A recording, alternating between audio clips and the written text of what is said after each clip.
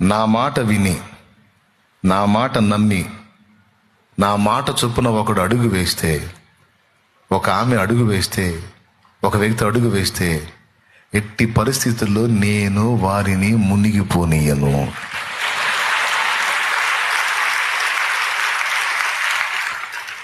మునిగిపోనీయను.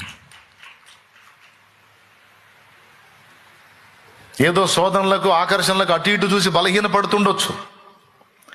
బలహీనపడి మునిగిపోయే ప్రమాదంలో ఉండుండొచ్చు. ఆయన ఎవరిని బట్టి దిగాడు? ఎవరిని బట్టి దిగింది? నేనున్నాననేగా. ఏదన్నా తేడా వస్తే నేను ఆదుకుంటాననేగా.